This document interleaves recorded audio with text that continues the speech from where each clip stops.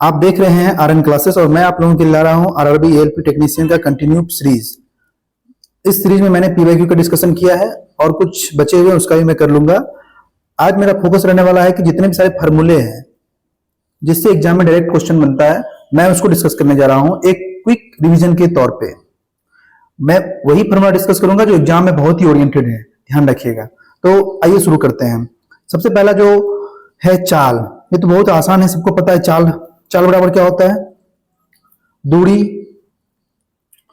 बटा समय।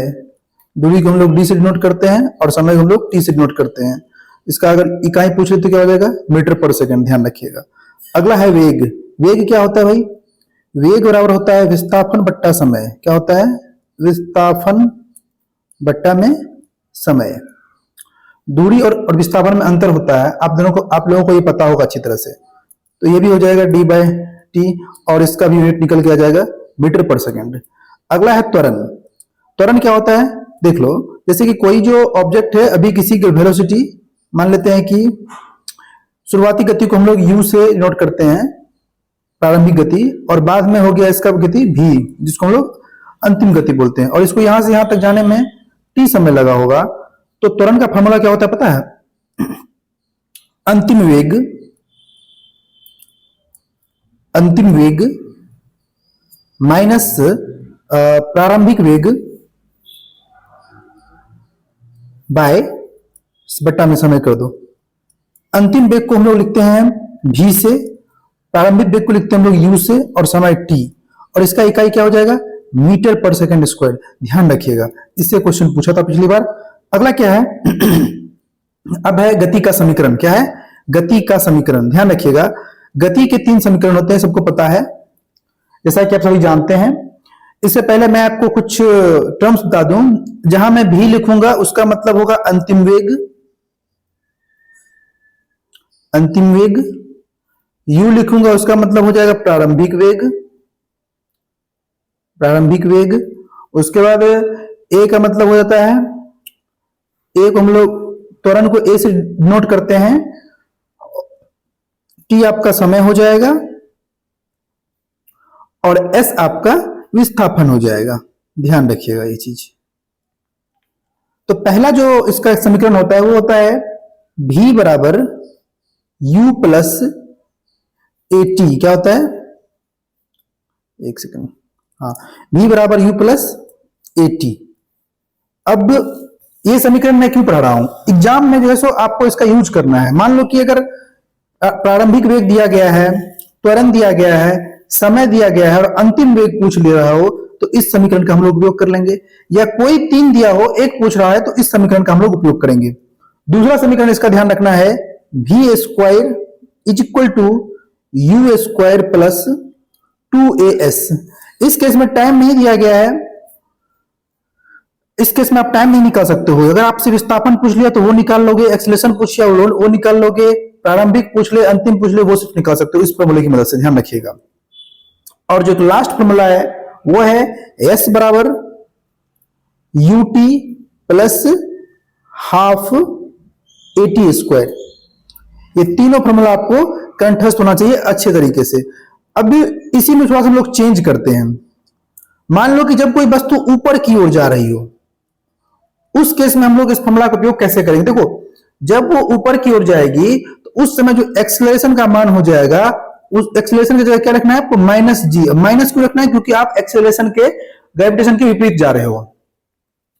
तो तीनों फॉर्मूला तैयार कर दो। पहला क्या था? v बराबर u प्लस एटी ना, तो v बराबर u प्लस एटी, इसको तैयार कर दो। u ए के बदले क्या रखना है? Minus g. तो क्या हो गया? v is equal to u minus g t. ये फॉर्मूला हम लोग तब करेंगे जब कोई पूछेगा कि हम गेंद ऊपर की ओर फेंक रहे हैं, गेंद का प्रारंभिक वेलोसिटी दिया होगा, मैक्सिमम केस में 0 ही होता है, अंतिम वेलोसिटी आपसे पूछ लेगा, जी आपको पता है, क्वेश्चन में अगर जी दिया रहेगा यूज करना है 10 तो 10 यूज करना, अगर क्वेश्चन में नहीं दिया गया है तो आपको 9.8 मीटर पर सेकंड का यूज करना है, आपसे टाइम पूछ लेगा। ये इस तरह का क्वेश्चन में उपयोग होगा। फिर दूसरा फॉर्मूला की मैं बात करूं तो वो हो जाएगा आपको v square is equal to u square minus 2as, और इसी में एक तीसरा फॉर्मूला हो जाएगा s is equal to u t -1/2 GT square. देखो सब कुछ वही है, ए के बदले में जी लिख देना है, ऊपर जा रहा है तो माइनस लगा देना है, बात खत्म। जब वस्तु नीचे की ओर आ रही हो, जब नीचे की ओर आएगी तो उस समय एक्सीलरेशन क्या हो जाएगा, प्लस जी। यानी कि अब जो फॉर्मूला रहेगा सेम रहेगा, साइन भी नहीं बदलेगा, बस ए की जगह जी लिख देना है आपको। तो v बराबर u प्लस जी टी, पहला इक्वेशन। दूसरा v square is equal to u square plus 2g's, और तीसरा s is equal to u t plus half g t का स्क्वायर। देखिए ये तीनों फॉर्मूला आपको बहुत ही काम आने वाला है और इससे एक क्वेश्चन श्योर है कि एग्जाम में पूछ लेगा। आइए अगला टॉपिक देखते हैं। अगला है प्रक्षेप गति। देखो इससे भी एग्जाम में बहुत क्वेश्चन बनता है, इससे डायरेक्ट इजी क्वेश्चन पूछ लेता है। तो मैं प्रक्षेप गति का आपको सारा चीज बता देता हूं। इसका कुछ पहले टर्म्स देख लेते हैं हम लोग। टर्म्स क्या क्या है, थीटा, जहां भी थीटा लिखा रखे उसका मतलब समझना क्या होगा, प्रक्षेपण कोण। क्या होगा, प्रक्षेपण कोण। टी, टी अगर पूछ ले तो टी हो जाएगा आपका चढ़ान या फिर उतराव, दोनों सेम होता है, चढ़ाव या उतराव का समय। उसके बाद देख लो भी यू हमेशा पता है, ये होगा प्रारंभिक वेग और ये होगा आपका अंतिम वेग, इसमें तो कोई समस्या नहीं है। और इसमें कौन कौन सा पॉइंट आपको ध्यान रखना है, हाँ एक पॉइंट और याद रखना, अगर आर है तो आर का मतलब होता है परास, अंग्रेजी में इसको लोग रेंज कहते हैं। और अगर कैपिटल टी है तो इसको हम लोग उड़ान काल कहते हैं। उड़ान काल मतलब कुल समय, उसको हम लोग कैपिटल टी से नोट करते हैं।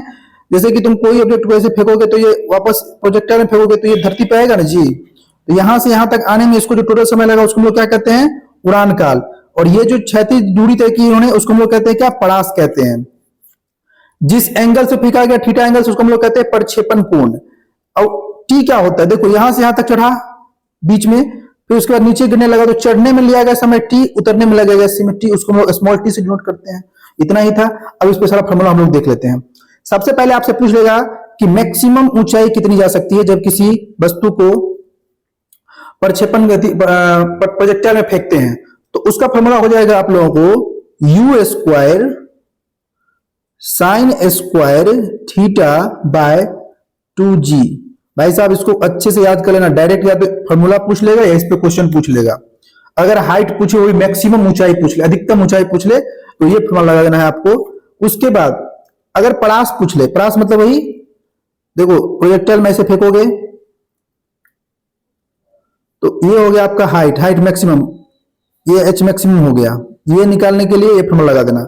परास मतलब ये क्षैतिज दूरी कितनी तय की, उसको हम लोग परास कहते हैं। अगर परास का मान पूछ ले तो वो हो जाएगा u square sine 2 theta by g. ये दो फॉर्मूला क्लियर है। लेकिन अब ध्यान रखिएगा, आपसे पूछ सकता है कि परास का मान मैक्सिमम कब होगा, परास का मान अधिकतम कब होगा, किस प्रक्षेपण कोण का एंगल का मान क्या होगी, ये जो क्षैतिज दूरी हो मैक्सिमम हो, तो वो हो जाएगा आपको थीटा। यानी कि थीटा और कितना हो जाएगा 45 डिग्री। अगर हम रखते हैं, अगर प्रक्षेपण कोण 45 डिग्री पे किसी वस्तु को प्रक्षेप गति से फेंका जाएगा प्रक्षेप में, तो वो अधिकतम दूरी तय करेगी, हॉरिजॉन्टल दूरी। उस केस में फॉर्मूला में कुछ बदलाव आएगा। क्या आएगा, देखो आपका जो परास का फॉर्मूला था वो क्या था, R is equal to u square sine 2 theta by g. आपको चाहिए आर मैक्सिमम, क्या चाहिए, आर अधिकतम चाहिए, परास अधिकतम चाहिए। परास अधिकतम चाहिए तो यहां पे थीटा का मान क्या रख दोगे आप लोग, 45 डिग्री रख दोगे। तो ये उसको थोड़ा सॉल्व करो, क्या हो जाएगा, यू स्क्वायर साइन 2 थीटा है ना, तो ये 90 हो जाएगा 45 गुना बाय में जी। अब इसको थोड़ा और सॉल्व करोगे तो ये निकल के आ जाएगा आर मैक्सिमम जो हो जाएगा, परास का अधिकतम डायरेक्ट फॉर्मूला आप लगा सकते हो, क्या पता है, यू स्क्वायर बाई जी। ध्यान रखिएगा क्योंकि साइन 90 का मान 1 हो जाता है। तो अगर आपसे पूछ ले, मान लो कि प्रारंभिक गति दिया गया है, जी का मान पता ही है, अब पूछ ले अधिकतम परास क्या होगा, तो यू स्क्वायर बटा जी डायरेक्ट फॉर्मूला लगा देना है। ठीक है। और इसमें एक और चीज ध्यान रखना है, उड़ान काल, कितना देर में वो जाके नीचे आ जाएगा, वो उसका फॉर्मूला होता है 2u साइन थीटा बाई जी। इसको भी ध्यान रखिएगा।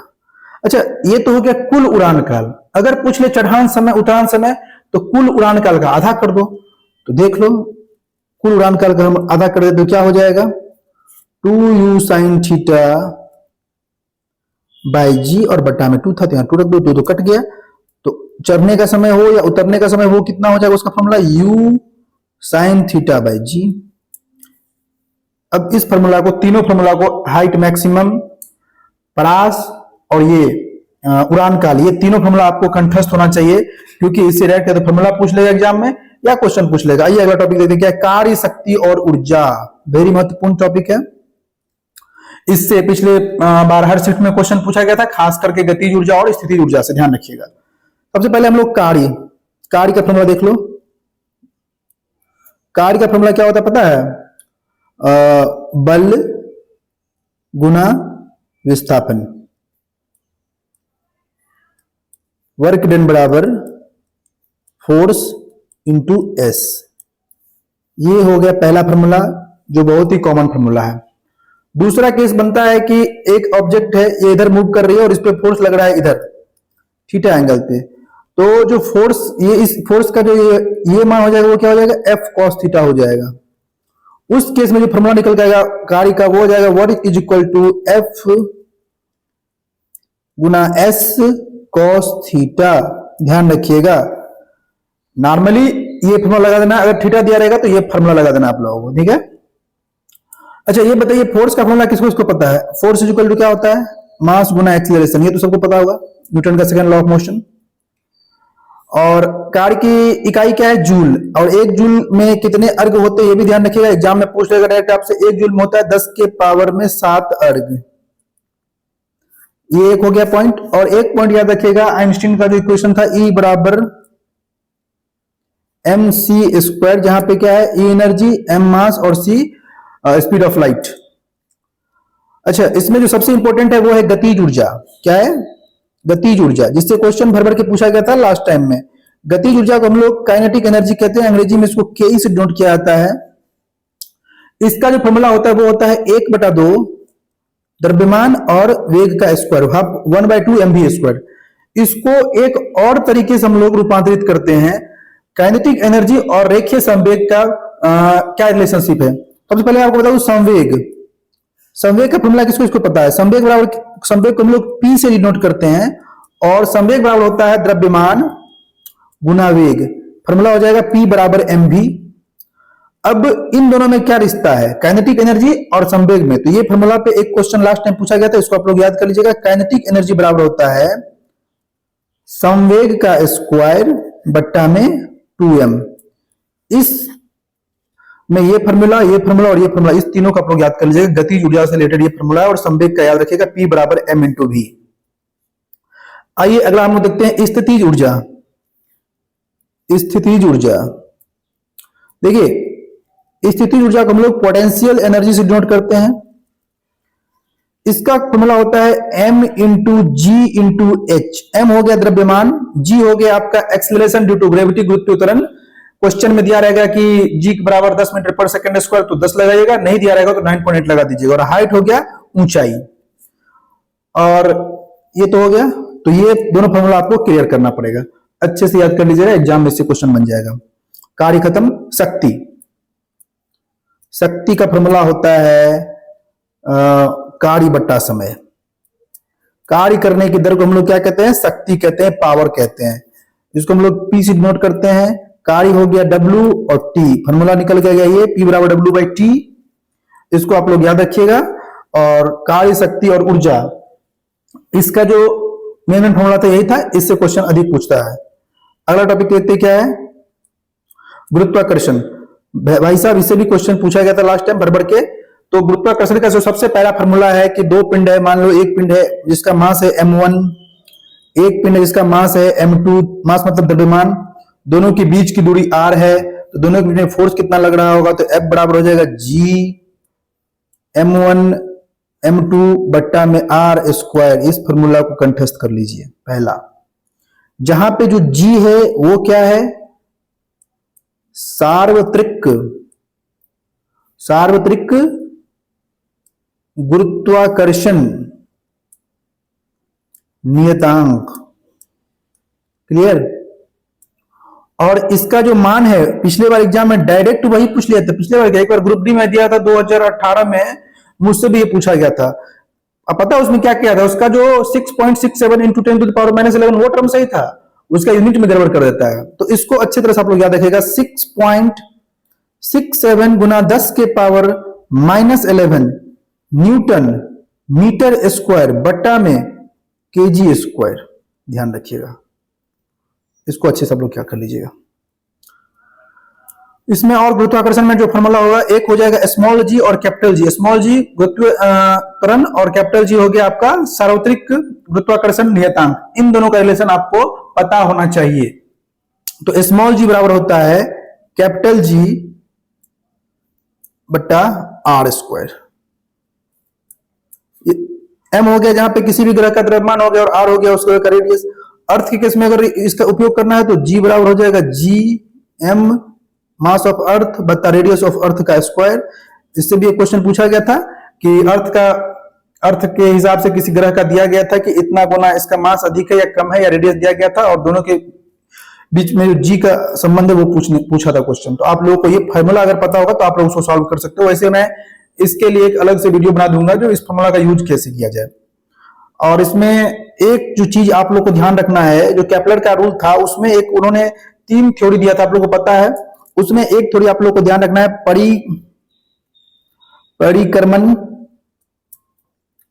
परिक्रमण काल का नियम।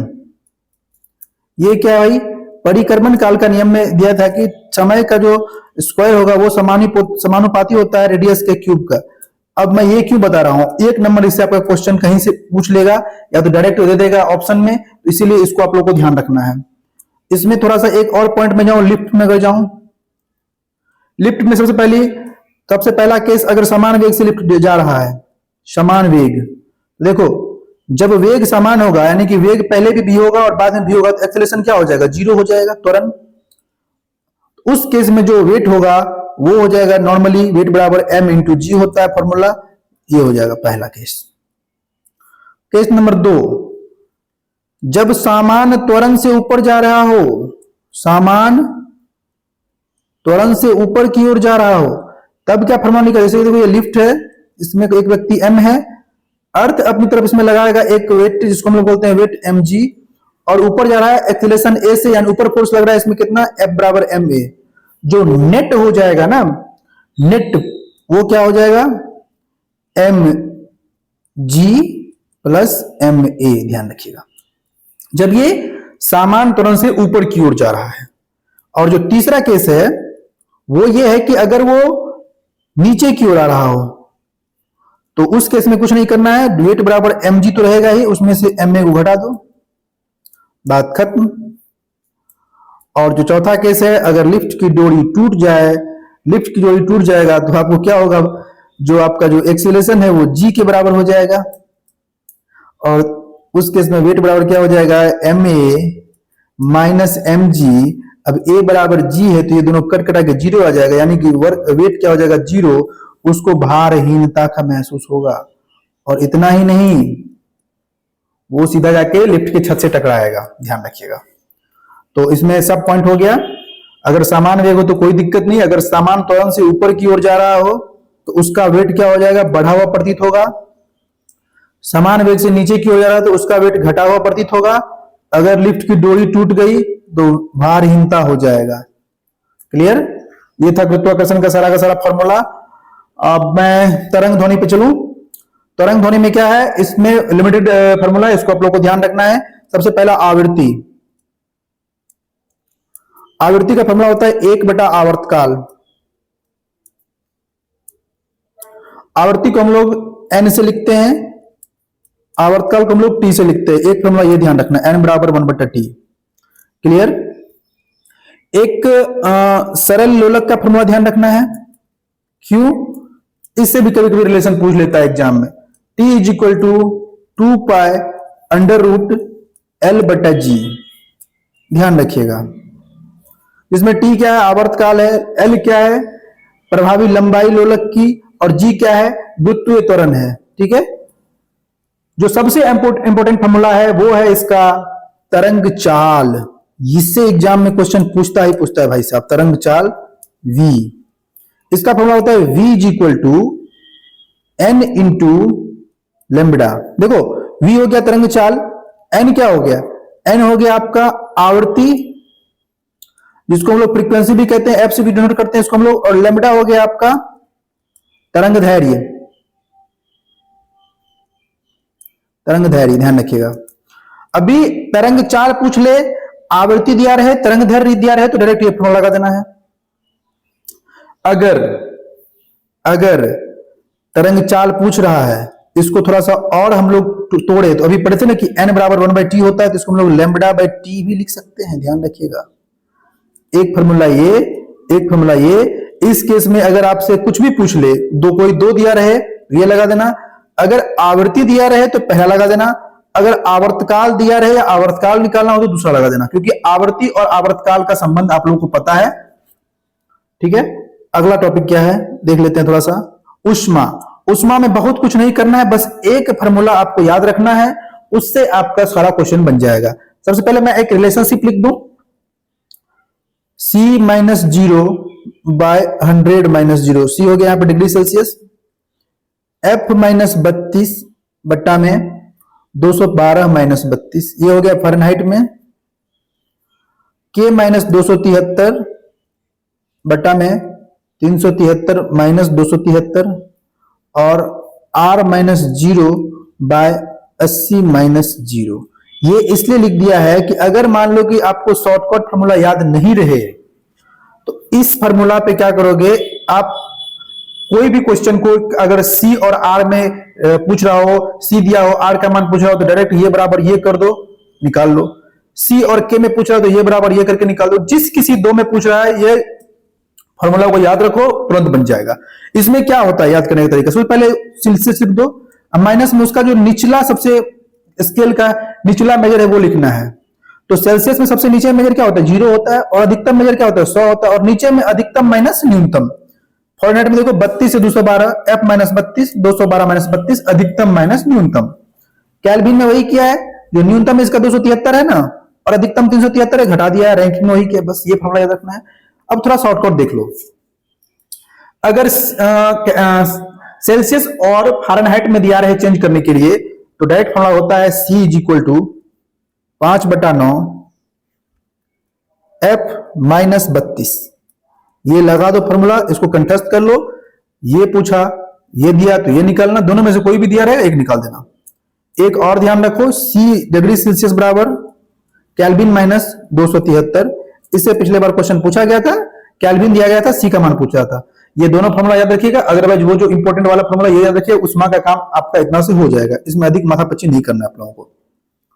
अगला है प्रकाश। प्रकाश में जो है सो सबसे पहले हम लोग बात करेंगे, प्रकाश का कहां गया भाई, इसमें लिखे होंगे, हाँ प्रकाश में लोग पहले बात करेंगे दर्पण सूत्र पे। तो दर्पण का सूत्र होता है, वो होता है 1/v प्लस 1/u बराबर में 1/f। अब यहां v और u का मतलब प्रारंभिक वेग मत समझ लेना, यहां पे जो दर्पण जब प्रकाश आएगा तो v का मान होता है क्या, प्रतिबिंब की दूरी। क्या होता है, एक सेकंड यार, हाँ तो मैं ये कह रहा था कि 1/v plus 1/u is equal to 1/f। जो v है वो होता है प्रतिबिंब की दूरी। क्या होता है, प्रतिबिंब की दूरी। दर्पण से प्रतिबिंब की दूरी कितनी है उसको हम लोग v से नोट करते हैं। जो u होता है वो होता है वस्तु की दूरी। दर्पण से वस्तु की दूरी कितनी है उसको हम लोग u से नोट करते हैं। और जो f होता है उसको हम लोग कहते हैं फोकस दूरी। क्या कहते हैं, फोकस दूरी। भाई साहब इससे क्वेश्चन भर भर के पूछा जाता है, और इसमें इंपॉर्टेंट चीज ये है कि जब ये फॉर्मूला को लगाओगे तो एक होता है आपका साइन। साइन आपको पता होना चाहिए, क्या प्लस में होगा क्या माइनस में होगा, तो वो आपको ध्यान रखना पड़ेगा। दर्पण के अकॉर्डिंग वो हर दर्पण का एफ कभी प्लस में एफ कभी माइनस में रहता है, ध्यान रखिएगा इस चीज को। और इसमें मैं एक बात करूं, अगर आपसे फोकस दूरी और वक्रता त्रिज्या में संबंध पूछ ले तो फोकस दूरी बराबर होता है वक्रता त्रिज्या वक्रता त्रिज्या बाय 2। ये सभी पूछे हुए क्वेश्चन है, बहुत इजी क्वेश्चन पूछा गया था। F बराबर R बटा 2, वक्रता त्रिज्या बटा 2, ध्यान रखिएगा। एक और ध्यान रखना इसमें, आवर्धन, आवर्धन भी पूछ लेता है कभी कभी। आवर्धन को हम लोग स्मॉल m से डिनोट करते हैं और ये होता है माइनस प्रतिबिंब की दूरी बट्टा में वस्तु की दूरी, ये भी इंपॉर्टेंट है, करेक्ट। अब लेंस सूत्र देख रहे थे थोड़ा सा। लेंस सूत्र में क्या होता है ना, मैं आपको बता दूं, लेंस सूत्र में जो है सो ध्यान रखिएगा आप लोग, 1/v माइनस 1/u बराबर 1/f। मीटर में क्या था, प्लस था, लेंस में माइनस है, बस इतना ध्यान रखना। अगर लेंस की क्षमता पूछ ले, लेंस की क्षमता हम लोग P से नोट करते हैं, ये होता है 1/f। और जो क्षमता होता है इसको, इसका यूनिट होता है डायोप्टर, इसको हम लोग D से नोट करते हैं। और F जो होगा वो हमेशा मीटर में होगा, ध्यान रखिएगा। जब कभी भी पावर निकालने के लिए बोले और फोकस दूरी दिया गया रहे तो देख लेना कि फोकस दूरी सिर्फ और सिर्फ मीटर में रहेगा। अगर सेंटीमीटर में रहेगा तो आंसर नहीं निकलेगा। पहले सेंटीमीटर को मीटर में कन्वर्ट कर लेना, फिर करना, ये फॉर्मूला लगा देना, ठीक है। तो ये था आपका लेंस सूत्र। आओ अब विद्युत पे चलते हैं। विद्युत से पिछले बार भर क्वेश्चन पूछा गया था, इसका भी हम लोग बेसिक फॉर्मूला पूरा रिवाइज कर लेते हैं। पहला फॉर्मूला इसका होता है, सबसे पहला फॉर्मूला Q बराबर N इंटू E, सबसे बेसिक फॉर्मूला। अगर आपसे कुल आवेश पूछ ले तो कुल आवेश क्या होता है, तो विद्युत परिपथ पे पता है कि इलेक्ट्रॉन मूव कर रहा होता है, तो कुल आवेश, एक इलेक्ट्रॉन का कितना आवेश होगा और नंबर ऑफ कितना इलेक्ट्रॉन हो जाएगा, यानी कि कुल इलेक्ट्रॉन की संख्या बट्टा एक इलेक्ट्रॉन का आवेश, आपका कुल आवेश निकल के आ जाएगा। Q आवेश को डिनोट कर रहा है यहां पे N इलेक्ट्रॉन की संख्या, इलेक्ट्रॉन की संख्या, और जो E है वो एक इलेक्ट्रॉन पे कितना चार्ज होता है जरा बताना हमको, 1.6 गुना 10 के पावर माइनस 19 कूलम्ब। ये हो गया, ये फॉर्मूला मत भूलिएगा। अगला देखिए, अच्छा अभी पढ़ा हम लोगों ने Q बराबर NE, अगर यहां से N बोल दे तो क्या हो जाएगा, Q बटा E हो जाएगा कि नहीं हो जाएगा। मतलब कि कुल आवेश दिया रहेगा और आपसे पूछ रहेगा कि इलेक्ट्रॉन का जो है सो संख्या कितना है, तो कुल आवेश में एक इलेक्ट्रॉन के जो मान है, एक इलेक्ट्रॉन पे इतना आवेश होता है, उससे अगर मैं कुल आवेश को अगर डिवाइड कर दूं तो नंबर ऑफ इलेक्ट्रॉन निकल जाएगा। यानी कि फॉर्मूला आपको याद रखना है, N बराबर Q बट्टा E। एक फॉर्मूला और होता है Q is equal to IT, इसको भी ध्यान रखना। यहां पे आवेश, यहां पे I हो गया आपका धारा और T हो गया समय। अच्छा एक चीज देखो, अभी तुम लोगों को पढ़ाया मैं Q बराबर NE, Q बराबर IT, इक्वेशन 1, इक्वेशन 2, जब इन दोनों को हम लोग सॉल्व करेंगे तो कुछ ऐसा आ जाएगा, NE बराबर IT। लास्ट टाइम इस पे भी क्वेश्चन पूछा था, डायरेक्ट पूछ लिया था। अगर यहां से नंबर ऑफ इलेक्ट्रॉन पूछ ले तो N बराबर हो जाएगा IT बट्टा E। ये क्वेश्चन अपने आप में डायरेक्ट फॉर्मूला ही पूछ लिया था। कुछ भी अगर पूछे तो यहां से आप लोग उसको लगा के कर सकते हो। तो ये था इसका बेसिक फॉर्मूला, इसको आप लोग को ध्यान रखना है। अब इसमें एक कूलॉम्स का नियम है, उसको मैं दिखाता हूं, कूलॉम का नियम। हालांकि इससे क्वेश्चन पूछने के चांसेस कम है, बट पूछेगा तो आप लोगों को करना है। जैसे कि मान लेते हैं कि एक चार्ज Q1 है और एक चार्ज Q2 है, दोनों के बीच की दूरी R है, तो इन दोनों के बीच में जो फोर्स लग रहा होगा उसका फॉर्मूला होता है F बराबर कुछ ग्रेविटेशन जैसा होता है K Q1 Q2 बाय में R स्क्वायर। ध्यान रखिएगा, अगर K का मान पूछ ले तो K का मान होता है 9 गुना 10 के power 9 newton metre square by में कूलम्ब का स्क्वायर। K का मान अगर पूछे तो यहां से ये निकाल देना। अच्छा इसमें अभी जो फॉर्मूला पढ़ा है इसमें एक होता है F is equal to K Q1 Q2 by R square. अच्छा K1 का मान होता है 1/4 pi epsilon naught Q1 Q2 by R square. एक ये फॉर्मूला होता है, जो लोग साइंस से पढ़े होंगे उनको अच्छी तरह से पता होगा, जो नहीं पढ़े हैं वो भी आप लोग देख लीजिए। बस आपको पता नहीं करना है फॉर्मूला कैसे है, कहां से है, बस आप लोग इसको याद कर लीजिए। K का मान बता दिया था आपको कि K का मान कितना हो जाएगा, 9 गुना 10 के पावर में 9 न्यूटन मीटर स्क्वायर में अब बटा में कूलम्ब स्क्वायर। अगर एप्सिलॉन नोट का मान पूछ ले, इसको सॉल्व करने के बाद कितना आता है पता है, 8.854 गुना 10 के पावर में -12 कूलम्ब स्क्वायर बट्टा में न्यूटन मीटर स्क्वायर, ये भी ध्यान रखना है, इसका मान, इसका भी मान याद रखना। अच्छा, इसमें और मैं क्या पढ़ाऊं आप लोग को, एक ध्यान रखिएगा विद्युतीय विभव, इसका ध्यान रखिएगा, विद्युतीय विभव, इसको हम लोग V से डिनोट करते हैं। इसका फॉर्मूला होता है V इज इक्वल होता है वर्क डन बाय चार्ज, ये भी ध्यान रखिएगा। विभव पूछ ले तो कार्य और बटा में आवेश। Full clear. एक और ध्यान रखना आपको, विद्युत क्षेत्र की तीव्रता, वैसे इससे ज्यादा क्वेश्चन पूछा नहीं गया था पिछले बार, बट अगर पूछ ले इस बार तो एक छोटा सा फॉर्मूला है, उसको याद करने में क्या दिक्कत है। विद्युत क्षेत्र की तीव्रता, इसको हम लोग E से डिनोट करते हैं। E बराबर हो जाता है F बटा Q। क्या होता है? F बटा Q। E हो गया तीव्रता, F हो गया बल और Q हो गया आवेश। ये हो गया बल और ये हो गया आवेश। अच्छा, इसमें विद्युत में ये सब तो हो गया। एक और पूछ लेता है प्रतिरोध का संयोजन। प्रतिरोध का संयोजन। अब मैं आपको बता दूं कि मान लो कि 2-3 प्रतिरोध ले लेते हैं, ज्यादा क्या करोगे। एक R1 का मान है, इसका मान R2 है और इसका मान R3 है। अभी ये श्रेणी क्रम में है, तो जो श्रेणी क्रम में जो इसका कुल इक्विवेलेंट मतलब समतुल्य पूछ ले तो डायरेक्ट जोड़ देना है इसको श्रेणी क्रम में, R1 plus R2 plus R3 plus जितना रहेगा सबको जोड़ देना। ये श्रेणी क्रम में फॉर्मूला ये निकल के आ जाएगा। अगर वही ये समानांतर क्रम में दिया रहे, ध्यान रखना, यानी कि ये R1, ये R2 और ये R3, इस केस में जो आपका R इक्विवेलेंट टोटल निकल के आ जाएगा वो होगा 1/R1 plus 1/R2 plus 1/R3 और जितना है सबको जोड़ देना। ये आपका हो जाएगा जब वो समानांतर क्रम में दिया रहेगा, ध्यान रखिएगा। तो ये आपको क्लियर करना है। इस पे मैं एक और क्या आपको बता दूं, इस पे एक ओम्स लॉ है, उसको मैं दिखा देता हूं। ओम्स लॉ से क्वेश्चन पूछता है, अच्छा टॉपिक है ये ओम्स लॉ। ओम्स लॉ से जब भी ओम्स लॉ दिमाग में याद आए, V बराबर IR, एक फॉर्मूला याद कर लेना, V बराबर IR। ऐसा इसलिए कह रहा हूं कि इसमें क्वेश्चन पूछने के चांसेस अधिक हैं V बराबर IR में। अब यहां से अगर आपसे पूछ लेगा R का मान तो V बटा R, पूछ लेगा I का मान, सॉरी R का मान V बट्टा I का मान V बट्टा R, तो इसी में तोड़ मरोड़ के कुछ भी पूछ सकता है आपसे।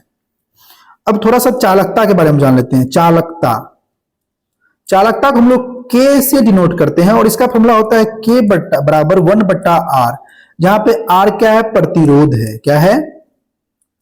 प्रतिरोध है, ध्यान रखिएगा। एक फॉर्मूला ये हो गया आपका, और एक फॉर्मूला याद रखना है R प्रतिरोध बराबर रो L बाय A, इसको भी नहीं भूलना है। R प्रतिरोध हो गया आपका। ये जो रो है इसको हम लोग बोलते हैं विशिष्ट प्रतिरोध। क्या बोलते हैं? विशिष्ट प्रतिरोध बोलते हैं। L हो गया तार की लंबाई, तार की लंबाई, और A हो गया अनुप्रस्थ काट का क्षेत्रफल, अनुप्रस्थ काट का, ये फॉर्मूला याद रखना आप लोगों को, इससे भी क्वेश्चन पूछ लेते हैं एग्जाम में। ओम्स लॉ हो गया। अब इसमें क्या बचा है, क्या बचा है देख लो। इसमें अगर इलेक्ट्रिसिटी में अगर शक्ति पूछ ले, ये ऊर्जा वाला शक्ति नहीं है, दूसरा शक्ति, तो इसमें शक्ति का फॉर्मूला याद रखना आप लोगों को, पावर, इसको हम लोग P से डिनोट करते हैं।